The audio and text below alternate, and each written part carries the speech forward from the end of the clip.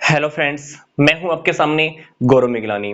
इस वीडियो में जो टॉपिक हम स्टडी करने जा रहे हैं वो है टाइम स्टडी।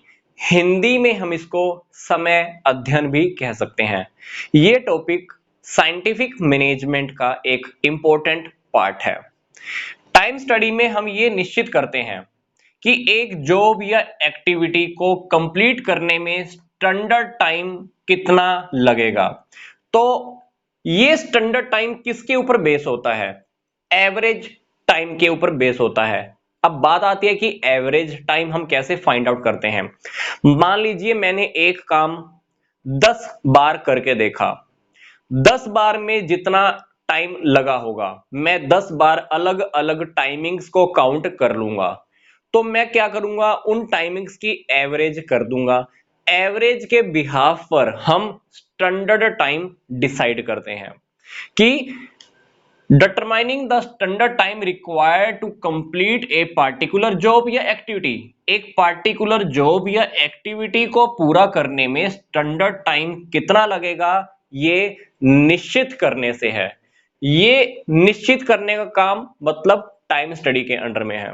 मतलब टाइम स्टडी के अंडर में हम ये बात फिक्स कर लेते हैं कि एक पार्टिकुलर जॉब या काम को पूरा करने में स्टैंडर्ड टाइम कितना लगेगा।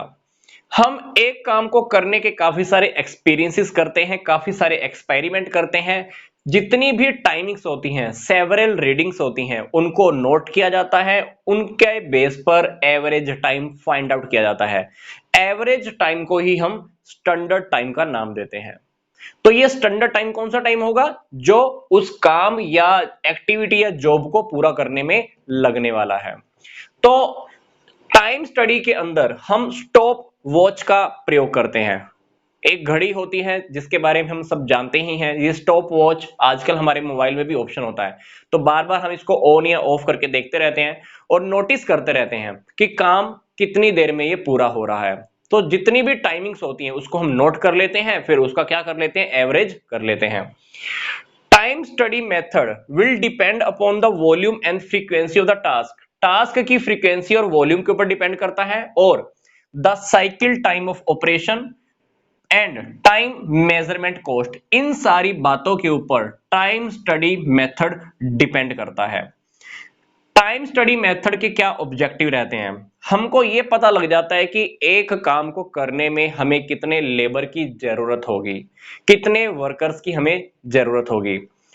दूसरा ऑब्जेक्टिव जो हमारा पूरा होता है, हमको लेबर के ऊपर आने वाली कॉस्ट का पता चल जाता है, कितनी लागत हमारी लेबर के ऊपर आएगी। तीसरी बात, हमें यह भी पता चल जाता है कि सामने वालों को मोटिवेट कैसे किया जा सकता है। प्रेरणा देने के कौन कौन से उत्प्रेरक हो सकते हैं, या हम इंग्लिश में कह सकते हैं suitable incentive schemes. Incentive schemes कौन कौन सी हो सकती हैं जो सामने वाले को मोटिवेट कर सकती हैं, उनका भी हम टाइम स्टडी के अंडर में पता लगा लेते हैं। क्योंकि अगर मुझे यह पता लग जाए कि सामने वाला इस मेथड से मोटिवेट हो सकता है, तो डेफिनेटली वो मेथड अप्लाई करके मैं सामने वाले से वो काम और भी जल्दी करवा सकता हूं।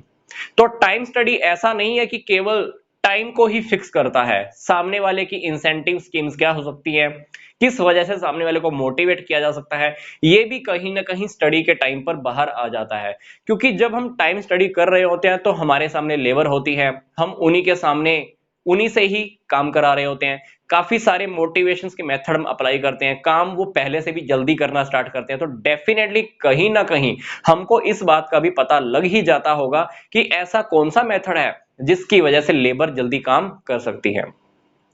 अब टाइम स्टडी का एक एग्जांपल देख लेते हैं। मान लीजिए मैंने टाइम स्टडी किया एक काम को पूरा करने का, तो मैंने वो देखा कि वो काम 20 मिनट में पूरा हो जाता है। एक टास्क 20 मिनट में पूरा हो जाता है।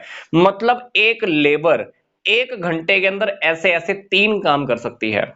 अब मान लीजिए वही पर्सन दिन के अंदर हमारी फैक्ट्री में 8 घंटे काम करता है, तो मतलब 8 घंटे इंटू 3 टास्क। 1 घंटे में अगर 3 टास्क, तो 8 घंटे के अंदर वो ऐसे ऐसे 24 मतलब 24 टास्क कंप्लीट कर सकता है। तो टाइम स्टडी से क्या हुआ, पहली बात तो हमको यह पता चल गई कि एक टास्क कितनी देर में पूरा हो सकता है, फिर 1 घंटे में कितने टास्क पूरे हो सकते हैं, फिर एक लेबर से पूरे दिन के अंदर कितने टास्क पूरे करवाए जा सकते हैं।